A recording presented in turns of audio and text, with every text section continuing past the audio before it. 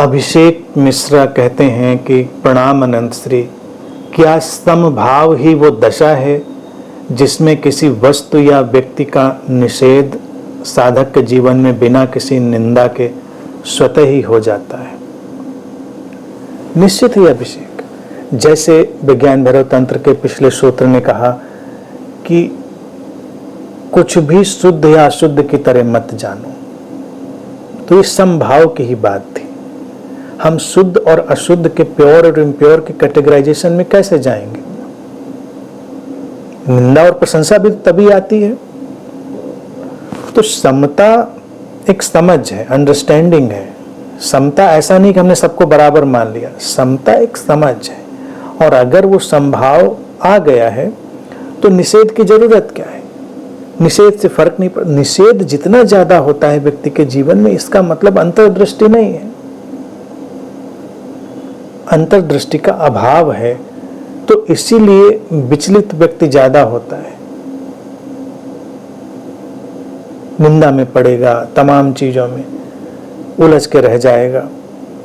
अन्यथा वो अंदर जानता है कि ठीक है, इसका स्वभाव वैसा ही है। अब जैसे हम लोगों से मिलते हैं, अब कोई व्यक्ति आया, चाय चाय चाय चाय बोल रहा है और हमारा सिर खा लिया उसने, तो हमको बड़ी गुस्सा आती है कि देखो हमारा सिर खा लिया इस आदमी ने। अब वहाँ संभाव में कैसे रहे? और उसी तरह से हम कोई कुत्ता, कोई ऐसा जो भी जानवर जिसकी थोड़ी इरिटेट करती हुई आवाज़, वो हमारे पीछे लग गया, तो हम उसकी निंदा नहीं करते, क्योंकि हम एक्सेप्ट कर लेते हैं कि ठीक है, ये इसका और क्या बोलेगा। अब कुत्ता किशोर कुमार की आवाज़ में गाना तो नहीं सुनाएगा, वो तो भौंकेगा ही। तो उससे हम एक्सपेक्ट ही नहीं कर रहे हैं, हमने माना कि इसका यही फंक्शन है, डिजाइन है।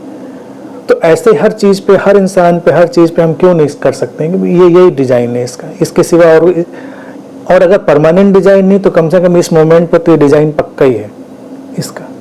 इतना सोचते ही संभाव आ जाता है। चाहे लव्ड वन हो, घर परिवार का व्यक्ति हो, बाहर का हो, कोई हो, जो भी अपना उपद्रव कर रहा है, तुमने थोड़ा दूर खड़े होकर देखा कि इस मोमेंट में इसका डिजाइन ऐसा ही है, इसका कोई हमसे उलझाव नहीं है। तो निंदा भी गिर जाएगी, क्रोध भी गिर जाएगा, और अपने अंदर जो परेशानी, संताप रहता है वो भी गिर जाएगा। तो समभाव जो जैसा है उसको वैसा स्वीकार कर लेने से ही आता है। और फिर जब वो बदल जाता है तब फिर वो बदल जाता है, तब भी कोई उसमें परेशानी नहीं है। तो कभी किसी दिन सड़क के किनारे जा रहे हो और कोई कुत्ता गाना गाने लगे, अचंभा, जादू, तो तुम बैठ के सुन भी सकते हो, वो भी तुम्हारे लिए कोई आश्चर्यजनक बात नहीं। ठीक है, इस समय गाने वाला डिजाइन हो गया होगा, इसका गा रहा है, हालांकि गाते नहीं हैं लोग ऐसा। तो चीजों को थोड़ा सा ऐसे ही देखना है। तो जो विज्ञान भैरव तंत्र के सूत्र ने बात कही थी, वो इसी बात को कह रहा था। तो जीवन को सरल बनाने के लिए उसका उद्देश्य था कि सब कुछ ऐसे ही है, एज इट इज, इस क्षण ये ऐसा ही है। इस क्षण, अगले क्षण क्या होगा ये नहीं पता, तो इस क्षण का हमने स्वीकार किया, शांति आई, संभाव आया। और निंदा, प्रशंसा, आलोचना, प्रतिक्रिया का तो फिर सवाल ही क्या है।